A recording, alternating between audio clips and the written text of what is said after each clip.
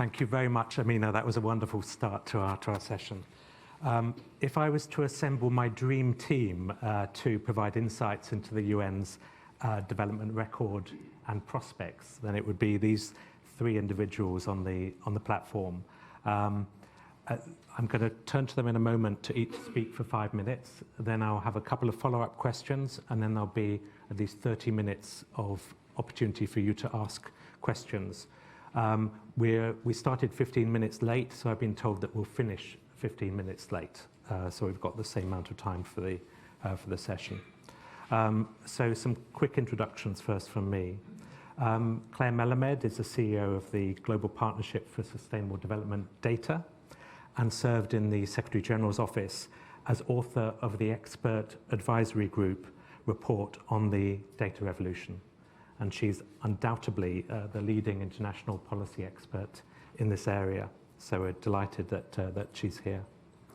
Secondly, Strive Masiwa is a longtime friend and a confidant of Kofi Annan and the founder and chairman of the Pan-African EcoNet Group.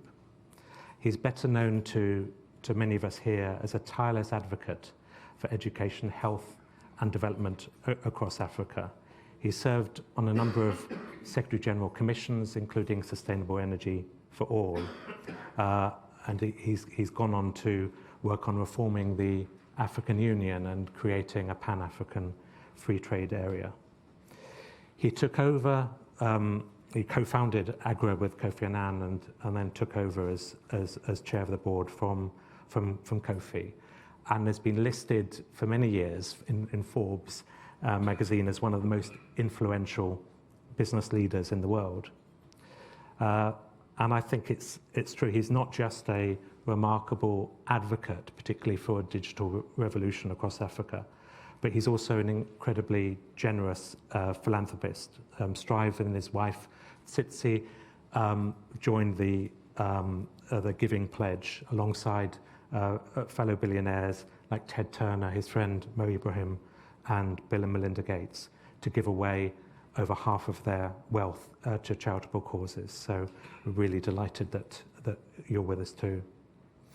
And our final panelist is Mark Suzman, who's president of Global Policy and Advocacy at the Bill and Melinda Gates Foundation, following a distinguished career in many roles at the United Nations. We first met, I think, about 30 years ago when you were across the road. Mark has really been at the forefront of international strategic partnership across a real wide range of issues, from financial inclusion to health to agriculture. So it's a really wonderful panel that we have here. So I want to start off, Claire, with you. If you can give us some thoughts both about the progress, what we made, the significance of the MDGs, and in particular data. Thank you, Sam, and thank you all. It's great to be here, and thank you to the DSG for those always inspiring words. I thought it might be helpful just to concentrate our minds on the MDGs, to think back to the era of maybe the sort of early to mid-90s, and remember what it felt like to be in a world that did not have global goals on which there was a consensus, and did not have those kind of fundamental organizing principles around which we could coalesce, around which we could make the case for funding, around which we could make the case for policy change, around which those normative conversations could take place between governments and the private sector and civil society and all of the different groups who have a role in making the world a better place. And I think it's very easy now to be complacent about having goals, and sometimes to be critical of this goal or that goal or the incentives that are provided by certain goals frameworks. But certainly from where I sit, the world that has goals on which there is global consensus is very much more likely to achieve rapid progress and partnership than a world that doesn't have those shared frameworks and consensus and that common framework for analysing whether or not we're making progress. So I think the first legacy that we could talk about today around the MDGs, and of course that being one of the key elements of the legacy of Kofi Annan during his time at the United Nations, is just that consensus and the possibility of global goal setting, and the fact that it is possible for all of these wildly disparate governments to come together and agree on a set of priorities. These are the things that we think are most important, and these are the things on which we together will commit to making progress. Of course, that has a strong normative element. This is what we want for our people in this world that we govern, and also a very strong quantitative progress. This is how we'll know whether we're getting there. And it's that quantitative element that I think has really shaped, in many ways, a lot of the ways in which different actors have thought about development and development partnerships since the MDGs were agreed. I think now we all take that for granted, but it's useful just to remember that wasn't always so, and it's not something that we can necessarily assume will always be the case. I think a number of things follow from that quantitative framework. The first, the DSG alluded to already, the potential for partnership.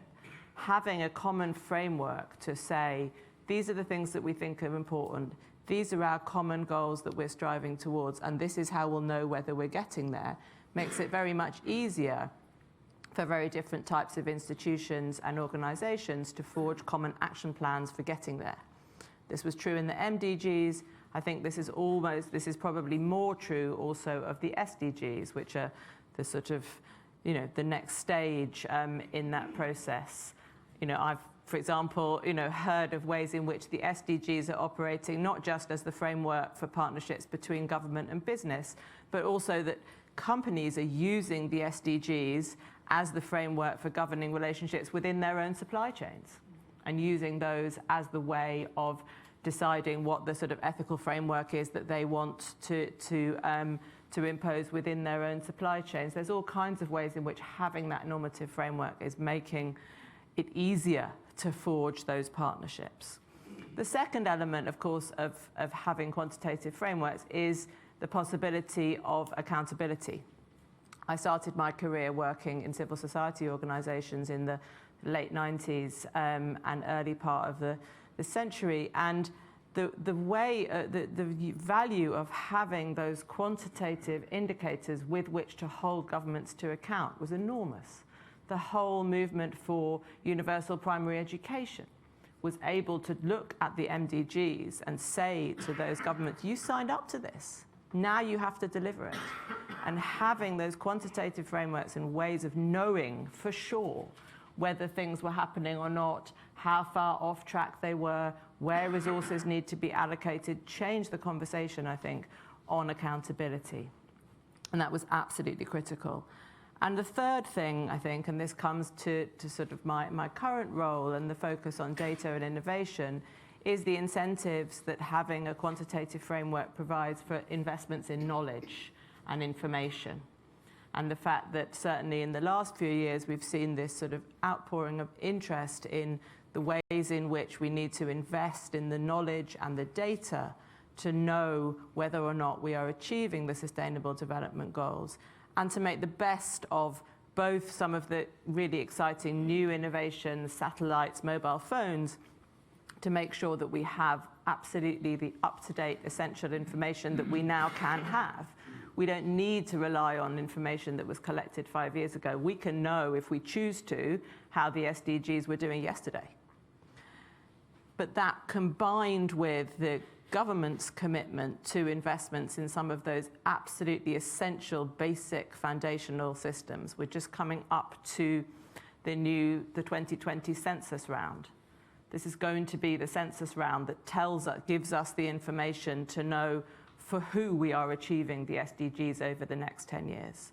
Some of these absolutely basic, fundamental parts of the information that governments need to make decisions also has to be a part of this conversation.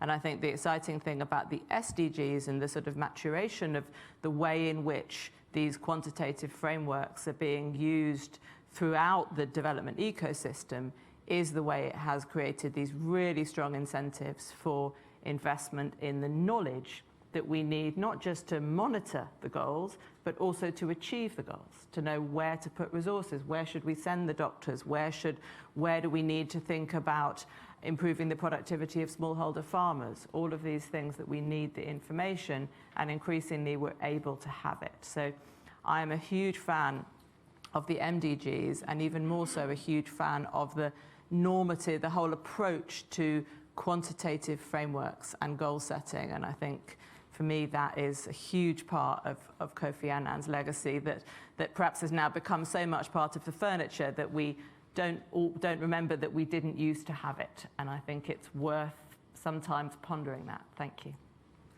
Thank you very much, Claire. That was really terrific. I'm going to come back to some of the points you raised after we finished with the initial round, but I'd like to move to Strive. Strive, you worked closely with Kofi Annan, particularly in Kenya, over many years, and was a real confidant and friend to him. It'd be great to hear something of the work that you did with him, and your reflections on what are the priorities moving forward for the UN's work in development. Well, thank you. It's a great pleasure and an honor to be here. It's great to see the family again.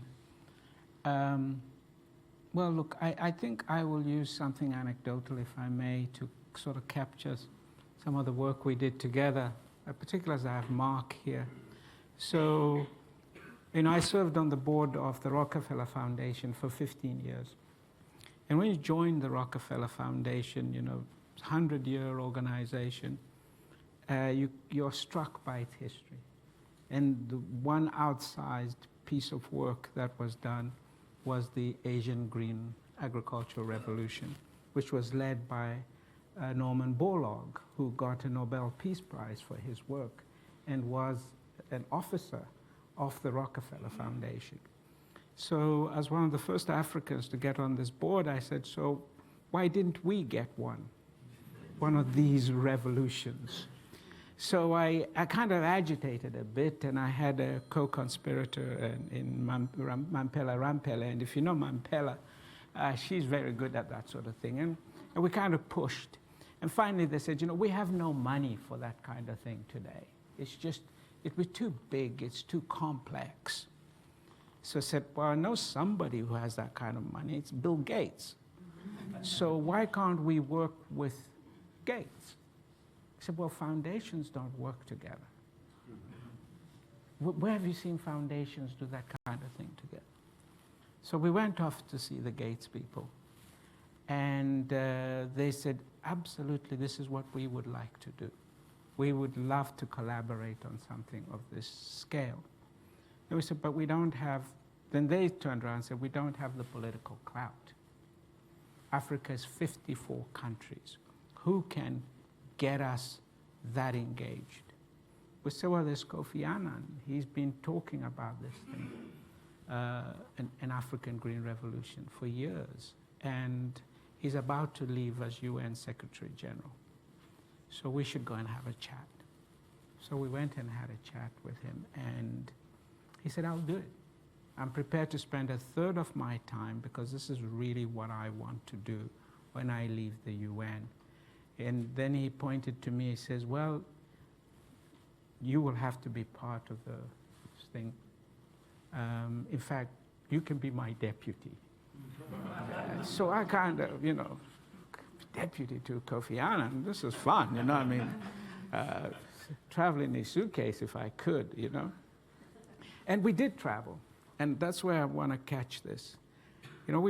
So after we set it up, myself, Sylvia Matthews Burwell, who became Secretary of Health, I think, under Obama, huh? Yes. Yeah. She was the lead on the Gates side, and Kofi, and we went to Mali, which was his choice.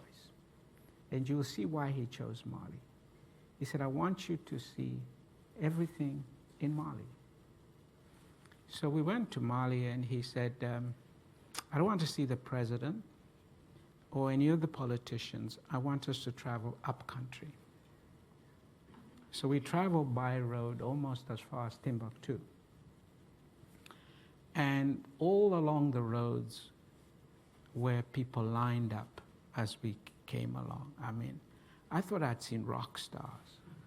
I mean, this was rock star stuff, 20 meters deep on either side of the road for hundreds of miles as we went through Mali. And they all came to see Kofi. And he would come out of the car, and the women would dance, and he would dance. And so soon I was dancing too. And so he would say, let's see your moves. And we would go out into the field. And we would dance, and it was always the women. The farmers were women. And he said to me, you see, Strive? The farmers in Africa are women. This is what we are going to focus our attention on. We're going to focus our attention on smallholder farmers and women. So that became the abiding theme. The smallholder farmers are women. The majority of Africa's agriculture is done by women farmers. And they are aging. He says, look, they are also aging. This is the other problem we will have to solve. And everywhere were young people milling around. And he said, that's our next problem. If we don't bring them into agriculture and solve the problem of unemployment, there's going to be a war here. And war erupted 6 months after we left. The places we went, you cannot go today. And the women in the fields said to us, Mr. Annan, we have a problem. Our crops are failing. The rains are not arriving on time. What can you do for us? We need different kinds of seeds. We've heard there are better seeds than the seeds we are using. And these were rural women. And Mr. Trump's called climate change. And they already knew. And they knew that the climate is changing. And that was what was on their minds. And so he said, so you see our challenge. We have to create jobs for young people, bring them into agriculture, focus on smallholder farmers, and they are women. And we have the challenge of climate change and possible conflict. So all these were captured in that one trip. And so for the next 10 years, that's all he ever reminded me. Thank you. Wonderful. Thank you.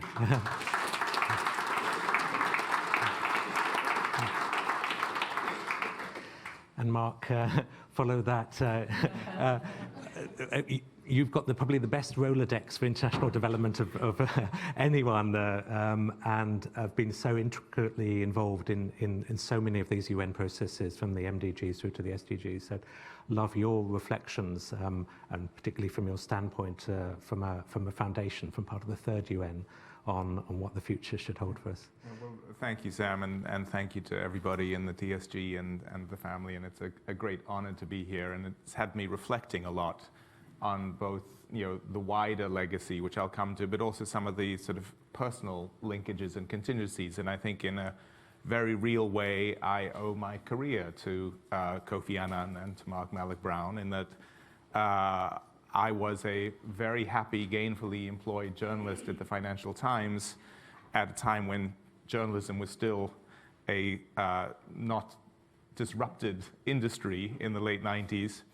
And Mark persuaded me to come to the UN Development Program to help him for what was supposed to be a one-year leave of absence from the newspaper at the beginning of 2000. And I was set to go back to journalism.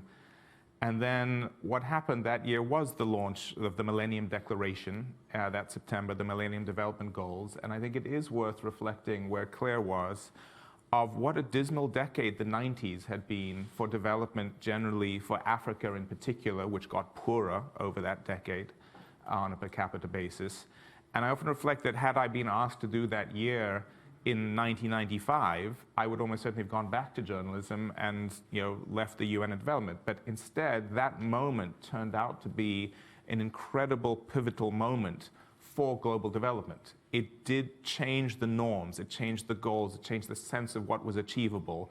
It was the UN to some degree at its very finest, because the UN can drive normative change and values. That's its core strength and its core set of competencies, in a way that at a time when the UN will always struggle a little bit when it's caught between great power imbalances or challenges in the current sort of US-China battles or whatever it might be. But in the era of development, about the value, the type of world we want to live in, that is where the UN is at its finest. In the Millennium Declaration, and for those who haven't looked at the document, I encourage people to go back to it. It's a wonderful document in itself, just in terms of an aspirational set of values, which very much was Kofi's voice and vision being driven and channeled by Edward Mortimer, who I see over there. But it is, yeah, and John Ruggie, who should be definitely mentioned.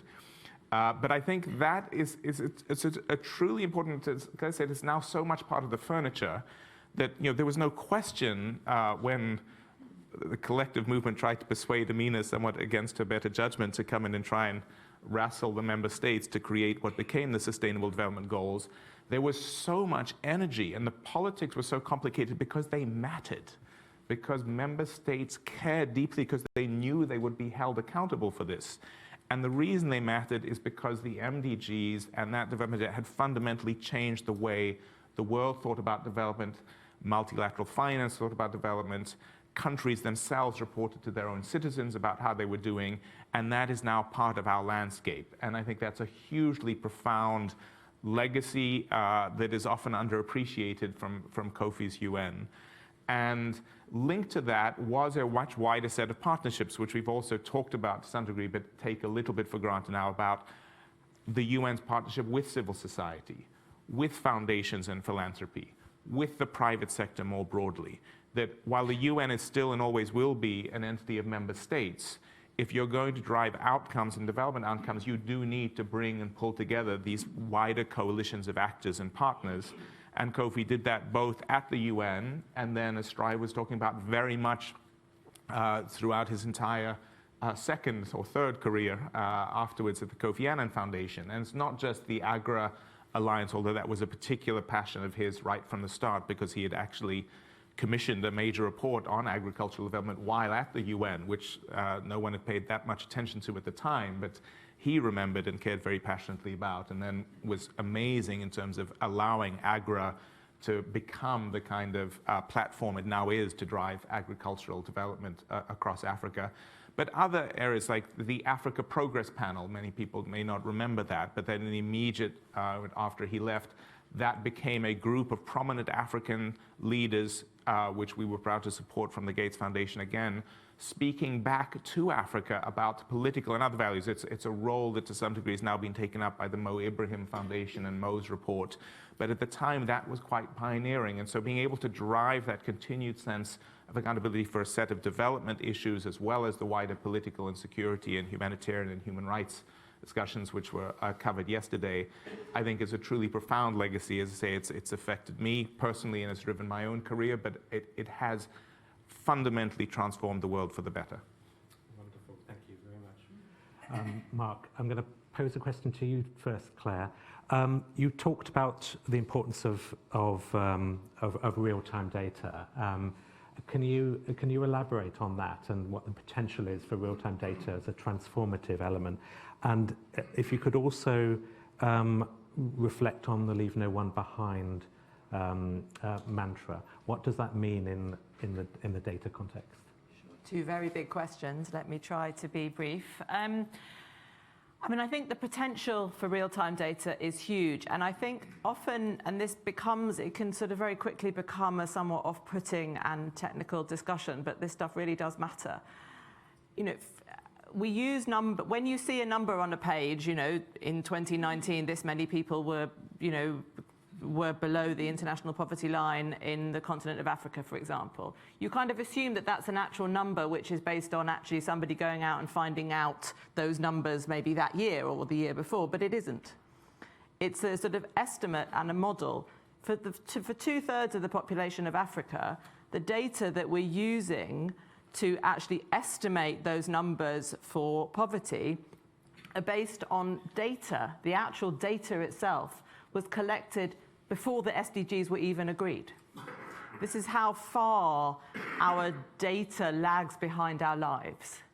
And when you think about how fast the world is changing, the changing patterns of employment, of migration, all the things that we know are changing so rapidly across the whole world, the fact that we don't have accurate data and up-to-date data with which to guide policy, with which to guide advocacy, with which to guide resourcing decisions of foundations, of governments, of the UN itself and others, it's a serious problem, and it's a problem that now, perhaps for the first time in history, is completely fixable. It's just a question of choosing to do it. We have satellites, we have mobile phones, we have all of the things which give us new sources of data and make the traditional sources of data cheaper and faster to collect. It's easier now to do a survey. It's easier and faster to do a census and get the information quickly to where it needs to be. So this is a matter of political choice. How much do we value data and information, and how much collectively do we want to invest in that data which underpins, which is, as Mark said, the thing which makes the difference between the MDGs, the SDGs, and other kinds of international agreements that don't rely on those quantitative goals. So I think, there is a huge and exciting potential here for really doing data, doing data in a very different way, and thinking about solving some of those problems which have been around for so long we've almost forgotten that we can fix them, but now we can. And that's very exciting. For my organization, we're just about to launch a new initiative together with the World Bank, the UN's Statistics Division and the Sustainable Development Solutions Network to really pull together those countries that want to be in the lead on this, the UN agencies, foundations, civil society organizations and others to really focus attention on this, pull together all of the amazing stuff that's already happening and get it pointing squarely at the SDGs to solve this problem. So the first gap that we worry about around data is that gap of timeliness and just being so far behind reality. The picture that we have with which to make decisions lags so far behind the reality of people's lives. And in a fast-moving world, this is a problem.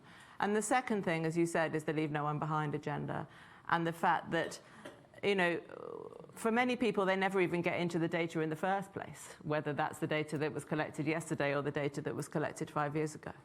People who live far out, beyond the reach of those people, of the enumerators or the census takers who collect the data, people whose activity, who are migrating, people whose jobs are sort of hidden far below the surface of the economic statistics that governments collect and the data that we have on how money moves around in the economy. And these are exactly the people on whom the SDGs agenda is most squarely focused. And the commitment to leave no one behind is the kind of normative imperative that underlies the whole of the SDGs agenda and is the thing which people come back to again and again as the heart of the Sustainable Development Goals. And it's kind of hard to imagine how we can leave no one behind if we didn't even know where they were in the first place. And I think that really, again, is the second big job that we have to do on the data front, is to make sure that everyone is in the data in the first place. If you think about how important data is for resource allocation, for decisions, for accountability, it's a kind of real injustice that we probably don't talk about enough, the fact that so many people's lives are just completely hidden from view.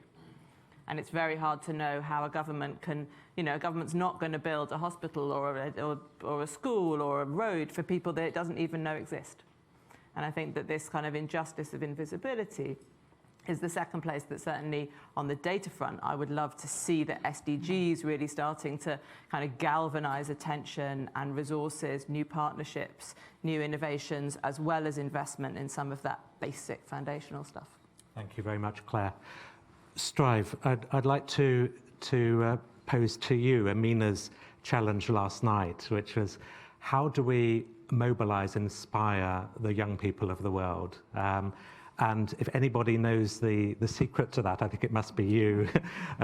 Not only have you run an international technology company, you have millions of Facebook followers, but also your family foundation has helped, I think, 250,000 orphaned and disadvantaged children very directly. So what insights have you got into how we inspire the next generation of young people and leaders?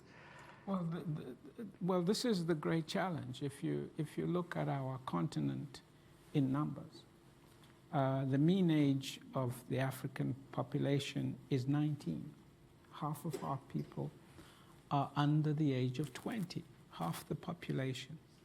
It's the fastest growing component of the world's youth.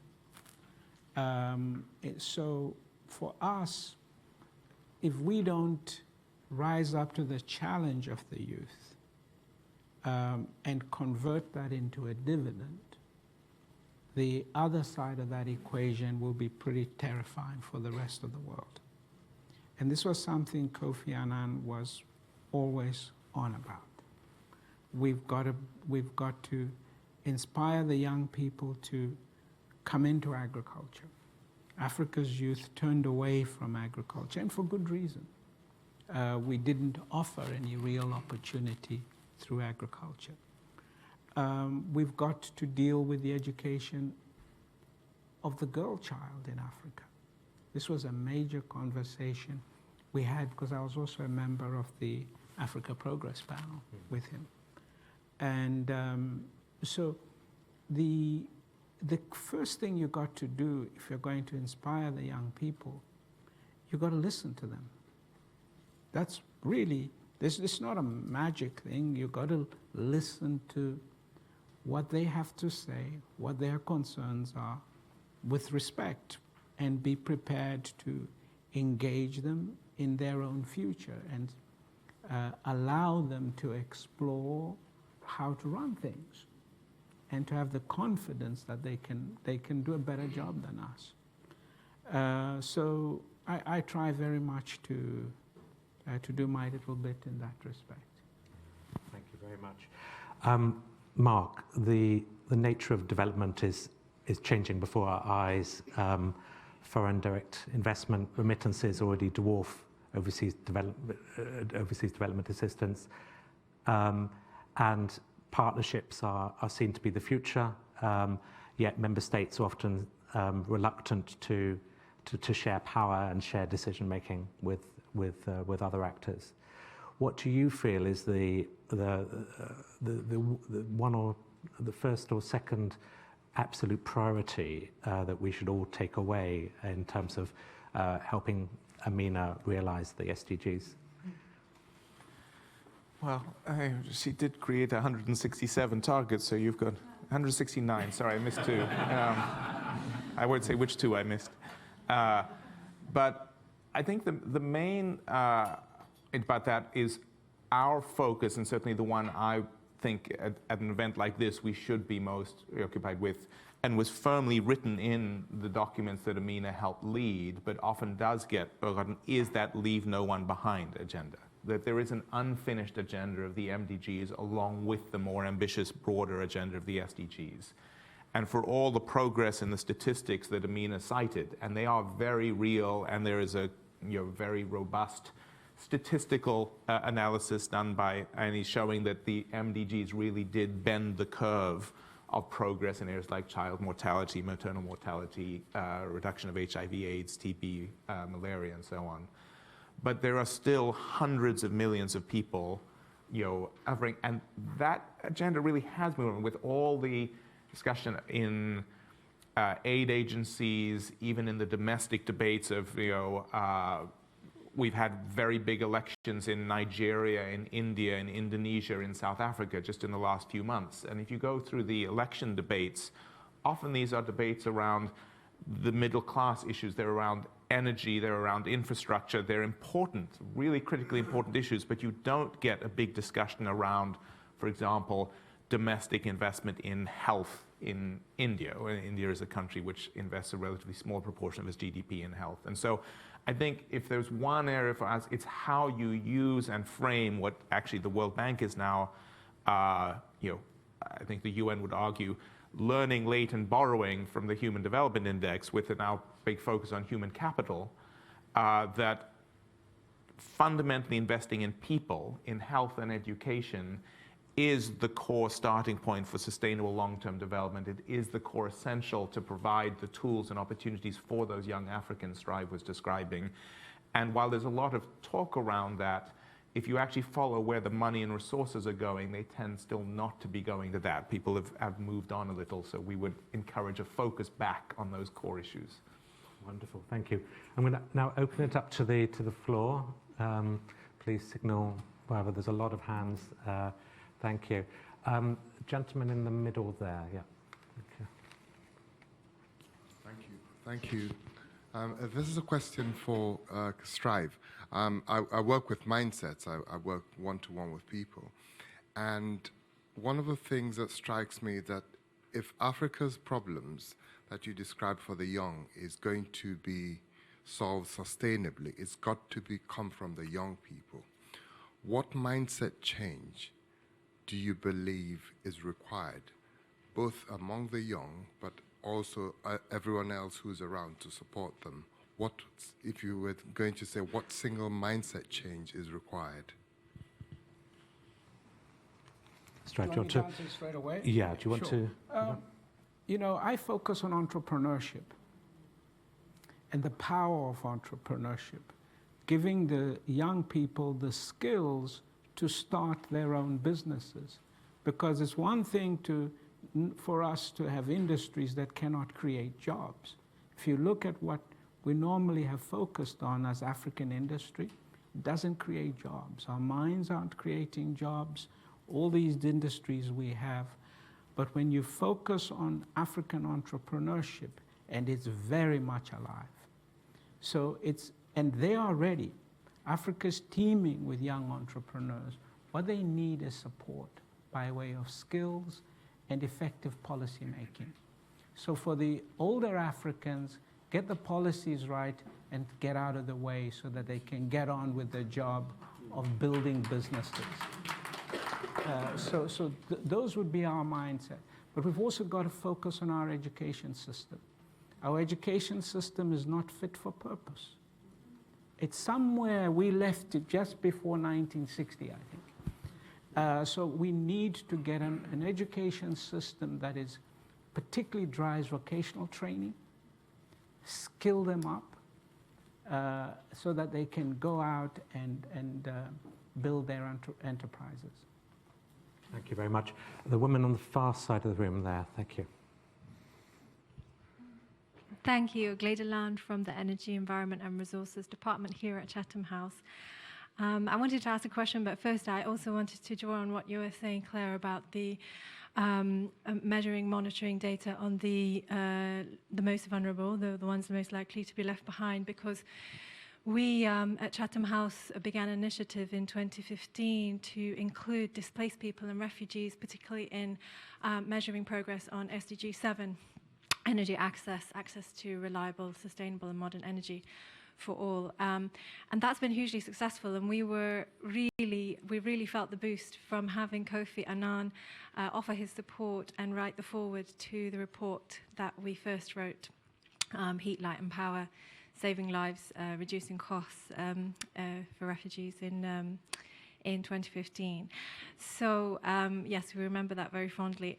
So I wanted to ask a question about the impacts really of the energy transition globally, and those countries in Africa which are highly dependent on oil and gas and maybe other extractives for their income and for their sources of energy, and what that really means for agriculture, and maybe how donor countries, green finance, institutes like the African Development Bank can assist countries with making the transition, with creating diversification and jobs.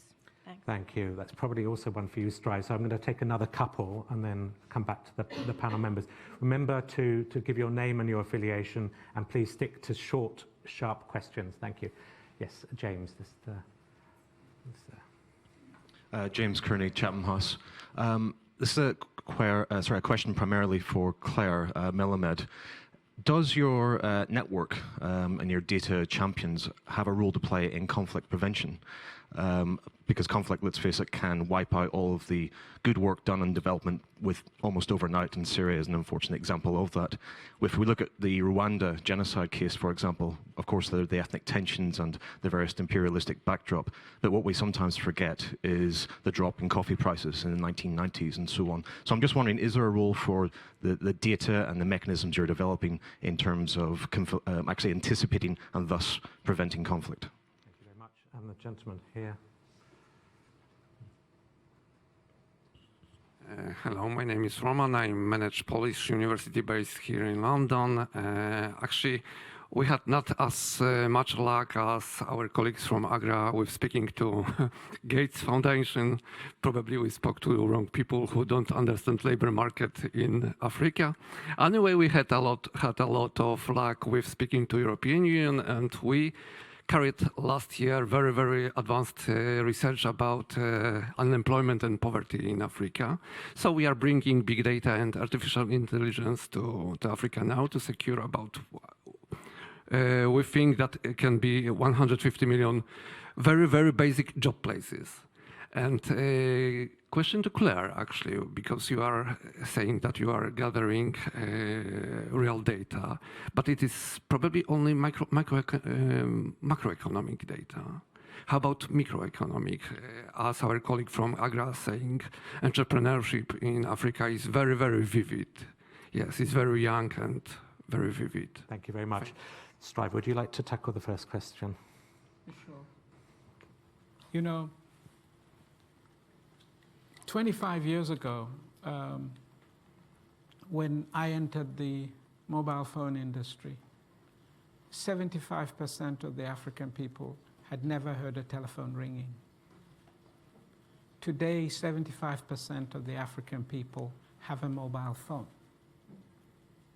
And in some African countries like Botswana, there's some are managed to have two. So where are we on the energy side? We're where we were 25 years ago. I believe that the technology on the renewable side has reached a point where we can deliver very quickly on energy. What we need is to bring in the entrepreneurs and the capital. We need to get the policy framework that got people like me to go into Nigeria and pour billions to drive Nigerian mobile development.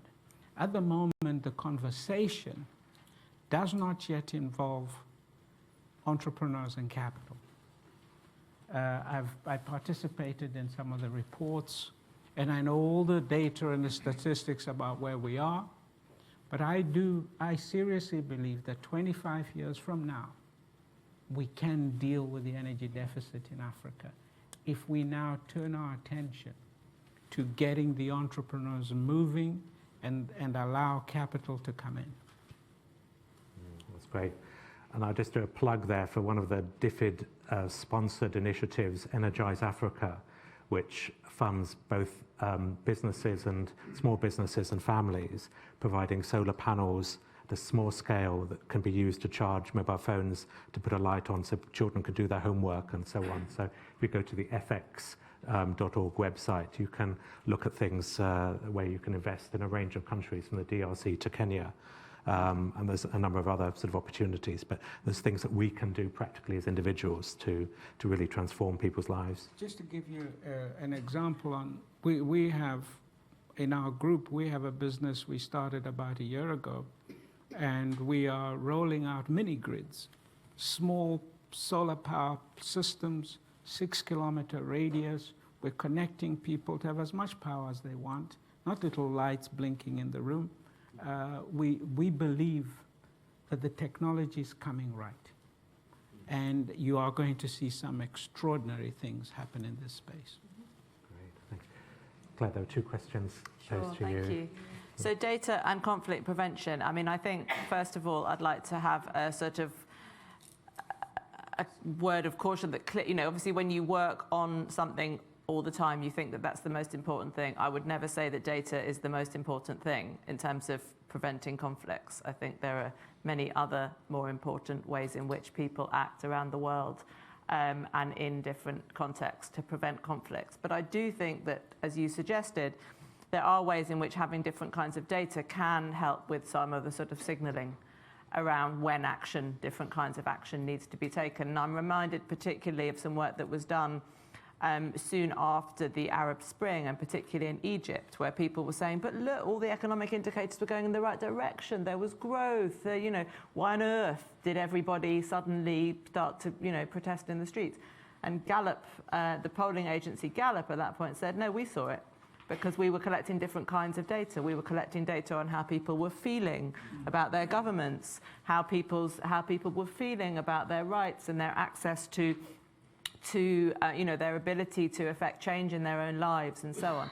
So I think there are ways in which, particularly kind of combining different kinds of data and being open to data, as long as it sort of fulfills certain requirements around quality and and sort of robustness and so on, can help to combine different kinds of information. And perhaps being open to data from different sources can give us that broader picture of the world. That means that data is being more effective as a signal. And we are, we're looking in different places. And I think there are ways in which, certainly in that context, and perhaps in others too, having data, particularly on sort of how people are feeling. We often sort of see data as a way of telling people about their lives. This is where your economy is. This is what's happening in your job. But actually, data is a really important way of people telling policymakers about their lives, what they think, what they want, and aggregating that. And it's a really important kind of method of political communication, I think, between people and governments. So I think that is certainly one element of the way in which data perhaps could give us a wider set of signals that would help to alert to the potential presence or sort of likelihood of conflict and so on. And the second point on macro data, I mean, I think, macro data is hugely important and in many cases, not good enough. But I think, again, I suspect this is going to be my answer to every question that I'm asked this morning, is about sort of combining different kinds of data. So of course we need those macro data. We need to know about trade. We need to know about inflation. We need to know about the overall health of the economy. But again, we have possibilities now to look in a much more granular way at what's happening in the economy. With mobile money transfers, we can look at what's happening, not just the sort of bigger picture of prices and wages, but we can actually look at how people are, what is happening to flows of money around a country, who is spending what where, and how those things are changed, how those things change in response to new investment opportunities, the growth of different industries, patterns of migration, and so on. So we have, again, this opportunity now for combining different kinds of data and giving us this much more granular picture, which of course is a huge boon to researchers, but even more so to policymakers and people who are actually trying to influence the course of those events. Thank you, Claire.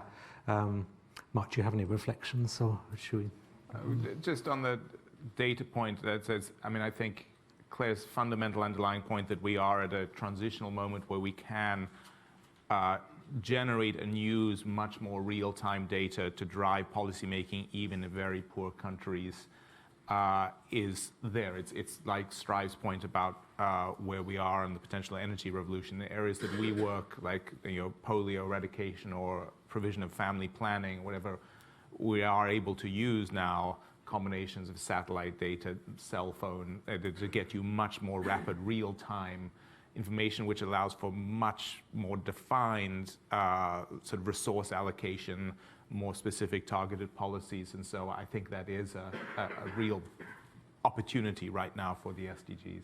Thank you very much. I'll take another round. Wow, lots of us. So I'm going to take Robin in the front row, please.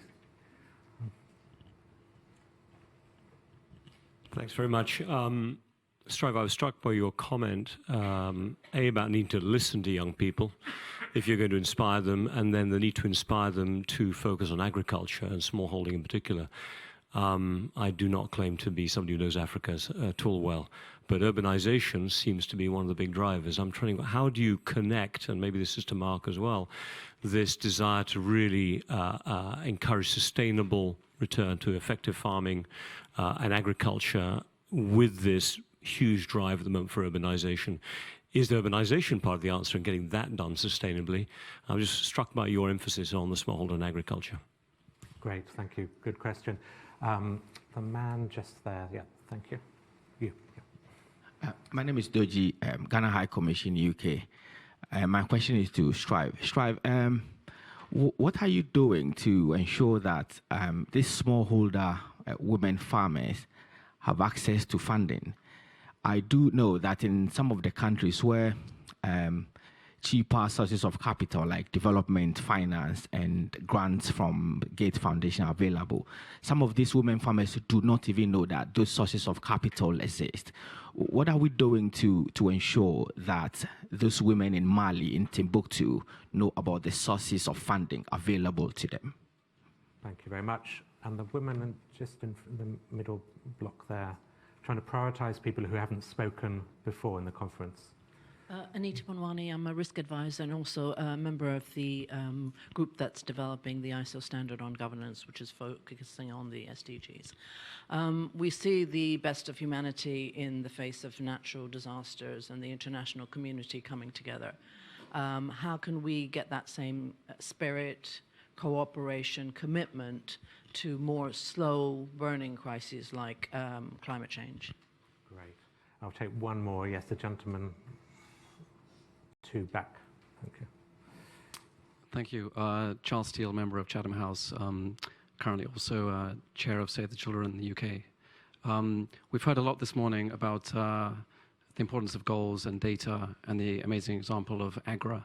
My question is about measuring impact. Would love to hear from the panel in terms of their experience, organizations, social enterprises, NGOs, agencies, anyone who you've seen who not only sets targets, but collects the data and manages performance and assesses impact really well. People that we can look at and study and learn from. Thank you. Great, thank you very much. So, Strive, let me start with you. If you could answer Robin's question about urbanization, and then I'm also going to ask you, Mark, to reply to that. So, Strive, Robin's question and also the question from the Ghanaian High Commission. Over to you. And I'll ask Mark to join me in on this because we are AGRA together. He's played an incredible role in getting AGRA to be where it is. And let me blend your questions in several respects. So if I have a Facebook platform, as you know, where I talk to young entrepreneurs. And what I do is I post I say something, and then I listen to them. They comment. I read the comments. I get something like 20,000 comments a week. And I pick their comments and I answer. I say, John, you said this. This is what I think. And that's what's built the platform into a high engagement platform. But what I've had conversations with them about is, how do we make agriculture more interesting for you? Well, they said, we've got to make money from it. I said, okay, let's not talk agriculture, let's talk about food. Food, how about feeding Africa's 4 billion population by the end of this century? Does that excite you enough? Well, it excites me as an entrepreneur. So let's look at it more broadly. It's not just about producing food, it's about the whole food industry. Let's talk about Nestle and Unilever, and look how big they are. Well, we need a few African Unilevers and Nestles. Let's get going, guys. Okay, and we put prizes out, and suddenly what you are seeing is the activity that's going on behind that none of you are seeing. About young people developing apps to use tractors, to mobilize markets, mobilize access to finance.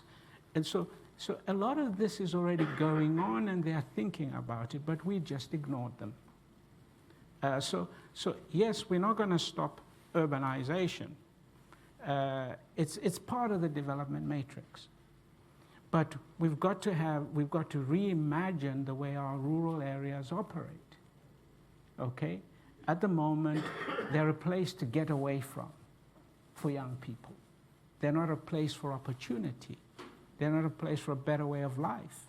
So we have to get them interested in reimagining how that is going to operate and how we are going to interact with our urban populations.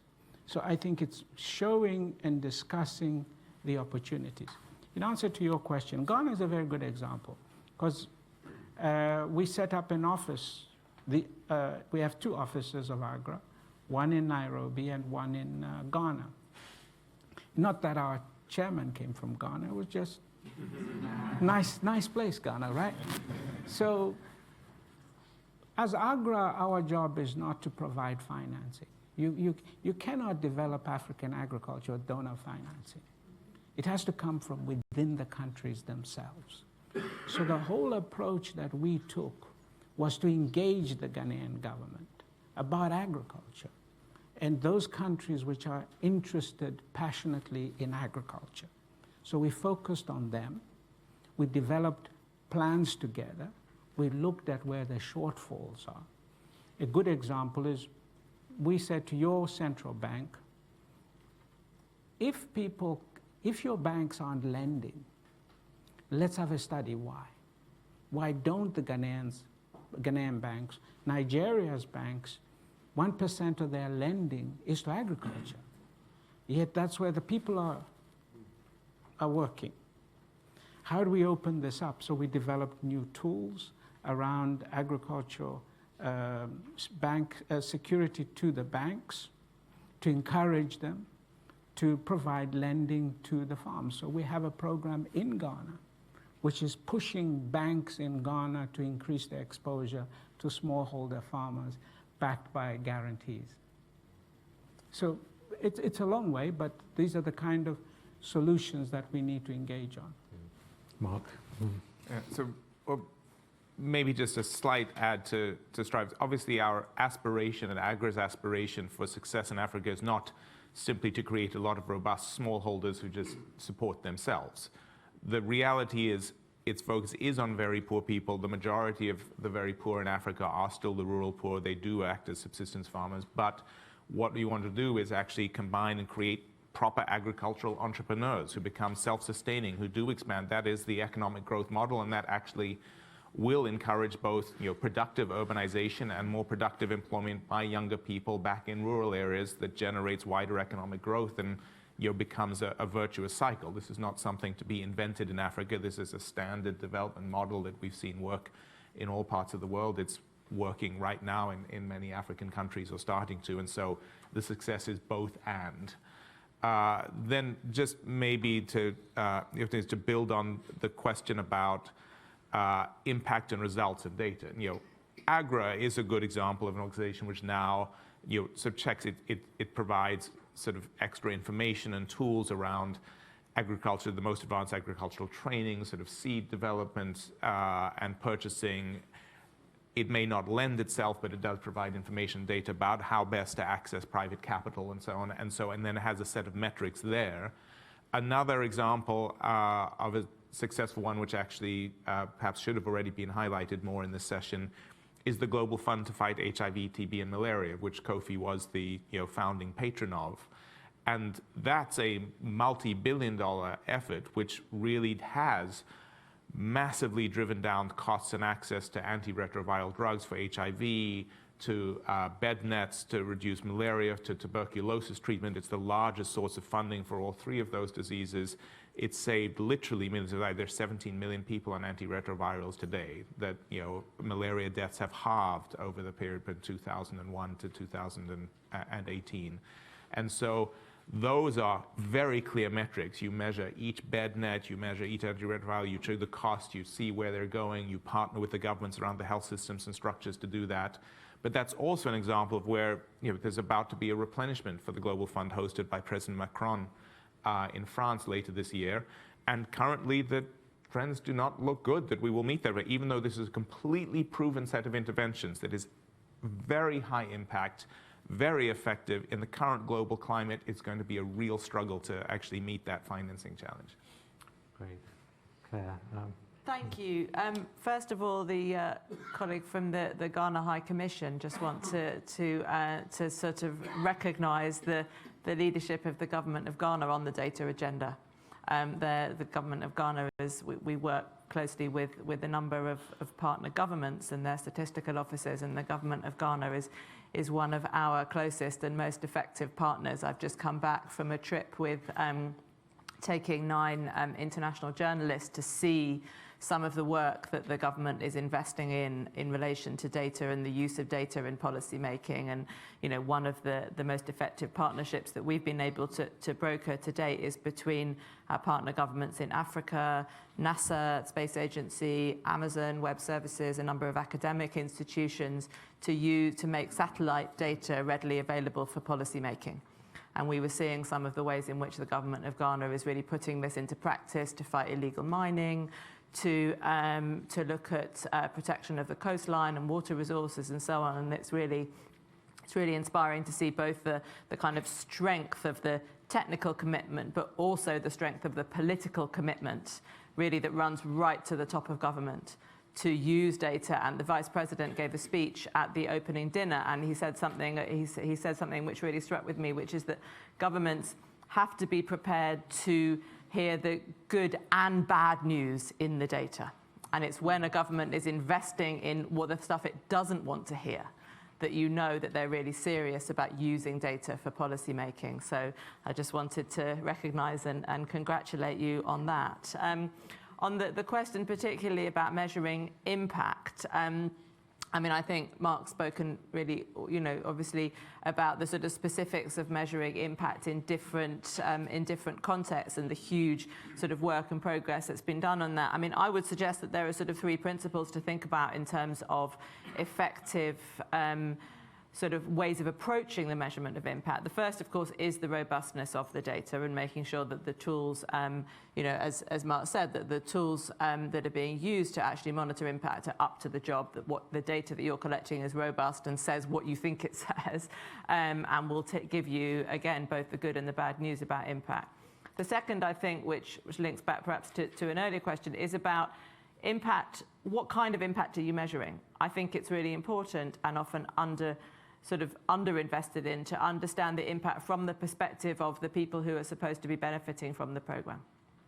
We don't just want to know about the sort of details, of what we think is important. We also want to understand how people themselves are understanding the impact and how they understand the changes that are happening in their own lives, what they prioritize, how they experience things. So I think the impact, according to who, is always a really important question to ask, and getting a wide variety of views on that. And the third thing is about the impact of monitoring programs on the wider data systems in the country.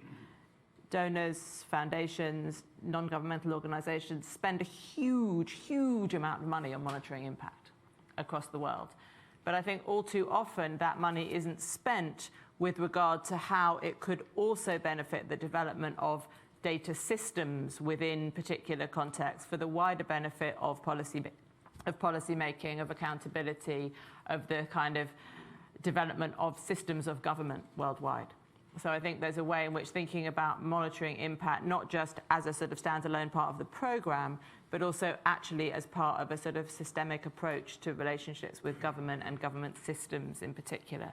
So those would be my sort of 3 suggested questions to ask in thinking about about the sort of systems for monitoring impact and the relationship to wider investments in data. Thank you very much, Claire. Now, I think, Anita, your question was only sort of partially answered, but I hope you'll. What I want, allow me to continue. What I'd like to do is, if there's any young people that would like to ask a question, and up to your discretion, young at heart, and any other women. I've picked all the women who put their hands up so far, but I want to have balance in this session. So, any other? Yeah, fantastic. Yes. Yeah, thank you. You first, please. Yeah, I cross off 2 of your criteria. I just wanted to ask a question about data-driven.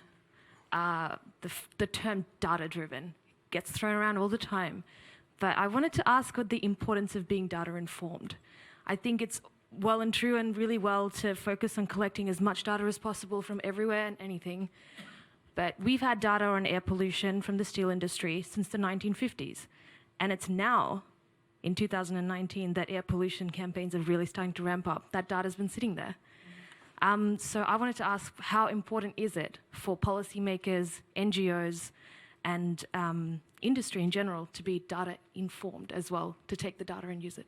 Wonderful, thank you. And the woman just there, thank you. I'm going to collect. Can you keep your questions really short now? I want to collect as many questions as we can because this is the last round, so please. Hi, I'm Izzy Kuma. I just wanted to ask, how can we meaningfully equip young people with the skills to actually participate, not just be someone who is listened to, but to actually properly contribute? I mean, some of the things that have been said today are absolutely amazing. I can't remember pre-94. So what you're saying about development in the 90s is really important, but that needs to be shared amongst young people. And do even conferences like this have a duty to have more young people in the audience? Thank you very much. Yeah. And the woman in the front row there, please. Thank you. Hi, Tricia de Borgrave, a writer, but also work closely with something called Global Women Leaders, a strategic philanthropy. And what we find a lot of is that frustration of not being able to track where the money is going. And therefore, we have to engage with people who very much work at a local level. Is your sort of real-time data really focusing on where every $10 goes? Great, thank you. Got the young man there, just behind the DSG. Hello, Derwish Nuruddin, environmental engineer. I just wanted to ask about the digital economy. And while it presents a lot of opportunities, it does pose a lot of problems. So one of the problems such as updating laws for governments for digitalization of businesses, the automation of jobs that are exposing a lot of risks on traditional skills, and the frightening pace that artificial intelligence is growing at the moment. So my question is, how urgent is the agenda treating this matter? And what do you think the sort of frameworks that are needed to tackle these risks? Thank you. Wonderful. I do two more very, very quick ones. Anybody else? Please. Yes. Hi, I'm Shao from China. I wish to know how can the UN do more together with the other organizations to promote food security in the world? Thank you. And I think the last question is there, Richard Gowan. I'm Richard Gowan from Crisis Group. Very quick question for Mark. You drew a distinction between great power competition and cooperation over development.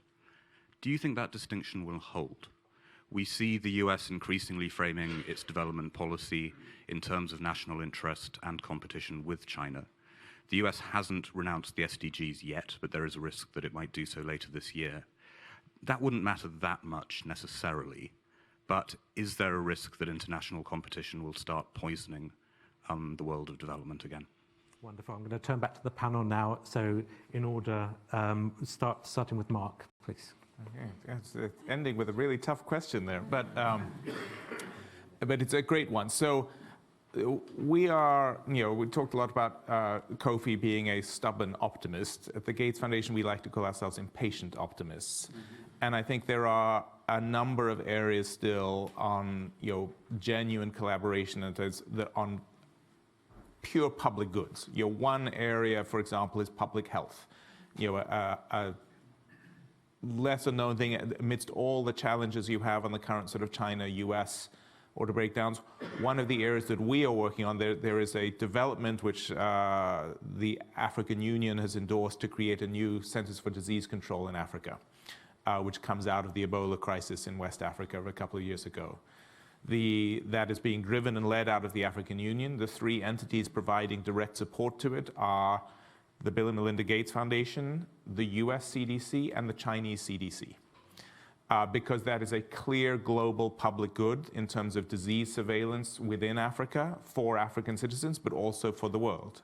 We think if you can find areas like that, in agricultural development, to the wider question about Nigeria, this is a discussion where, again, we have direct partnerships with the Chinese Ministry of Agriculture, and we've been looking at areas of where China can actually, I think we just had an agri delegation in China last month, to talk about how we can develop and learn from some of the Chinese experience of agricultural productivity revolution, put that into a multilateral framework. And that's, again, very much in partnership with some of the work that USAID and others do. So while at the big great power thing, absolutely, you have the trade wars and the tensions. I think there are very concrete areas, but you've got to drive them into specific issues. Malaria would be another one where, again, we have, just sticking with the China example, China is on the verge of eradicating malaria. It's the place where artemisinin, which is malaria treatment, comes out of. There's a real opportunity for China to be a leader in global malaria. But the Global Fund to Fight HIV, TB, and malaria is primarily funded by the US and the UK and the Gates Foundation in France and other countries. And so, yes, we remain optimistic that there are platforms, even though we want to be realistic when the stakes get very high, that recedes.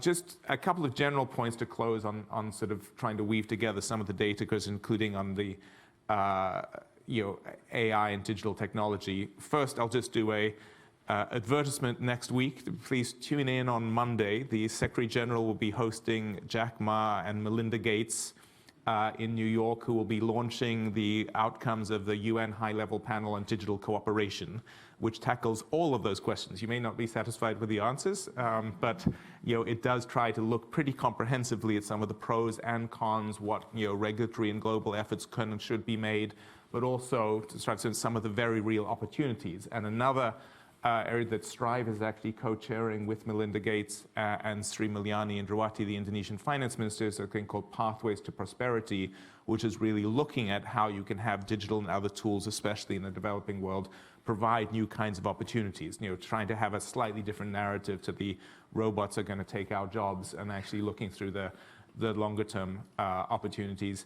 And then last but not least, with that data, we are an excessively, some of our grantees would say, data-driven organization, the Gates Foundation.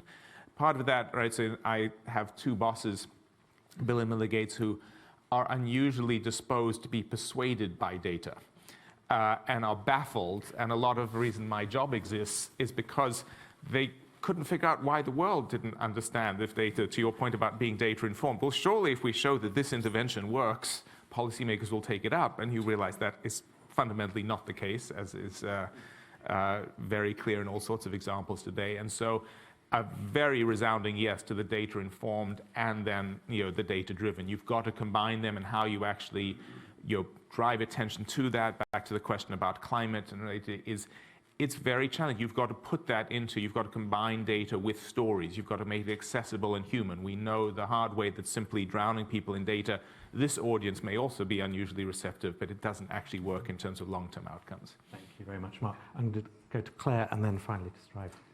Thank you.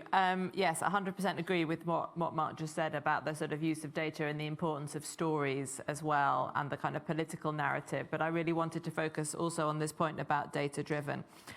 I think, yes, I agree. I sometimes feel uncomfortable with the sort of term data-driven decision-making, as if data was all that you needed to make a decision, because of course we all know it's more complicated. Now, I think there are kind of 3 points to make, or sort of 3 points to make here. The first is that where a government does want, or whatever body, a government, a donor, a civil society organization already does want to do the right thing, has already been persuaded by the stories or the data, then you need the data to show them the road, the pathway, what to do, where to allocate the resources, So I think data has that incredibly important, data is part of what you need. Once you already know you want to do something good, then data helps you to do it effectively, efficiently, in the best way possible. The second thing I think is that the value of data as an advocacy tool. Data, admittedly, your point about air pollution doesn't always work, but there are some sort of hugely effective uses of data by advocacy organisations that have changed the political weather, around making the case when combined with the stories and the opportune political moment and the effective strategy. Data is part of the toolkit of changing minds and changing policies. So I think that's the second way in which we want data to influence decisions. Data can help persuade people where to go, and then it can give them the tools to get there. But I also think it is really important to neither desire nor expect a political system which is driven entirely by data. I don't want there are some decisions which are political, which are distributional. Data can't tell you what is the best tax system to have, because that is a normative question about whether you want your tax system to be redistributive. Who do you want your policies to benefit? When you know what kind of tax system you have, then the data can help you to decide how to do that effectively. But there are some questions which shouldn't be data-driven, which are actually about the kind of world we want, about ethics, about morals, and about norms. And I think, data is the toolkit, but it's not the kind of guiding star. Thank you. Strive, your final reflections. Thank you. Going back to my earliest remarks about some lessons from my elder brother, he said to Mo Ibrahim and I once, he says, if we left the issue of food security to you guys, you big guys, of course we'll get the food, but that's not the way we're going to do it. We have to have inclusion. We have to address it from the reality of what's on the ground.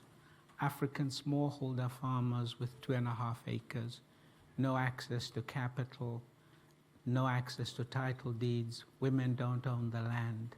That's what I want you to solve. I don't want huge commercial farms. Yes, you can do it that way, but these are the challenges you are going to have to address. So we have to address it with that complex matrix: climate change, women without access to land, women without title deeds, access to capital, very small farms, addressing productivity. But what we're going to miss from Kofi is that breadth that he had, bandwidth to understand the broader issues, such as conflict. That if we don't address food security, we have no global conflict. To him, Boko Haram, all those things, all were linked. It was linked to climate change. It was linked to our inability to provide skills to young people. It was linked to our inability to provide inclusive societies, which drove people to the extreme margins. We're going to miss that because he was always the peacekeeper. That's where he always started. And food security is at the nexus to peace. So in Agra, yes, we started with Rockefeller Foundation and Gates Foundation as anchor foundations. But Kofi was clear. It had to be African solutions.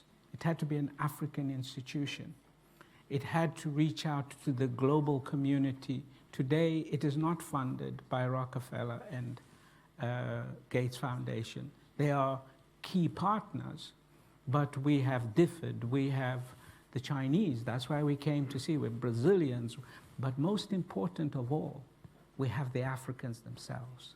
We have the African governments.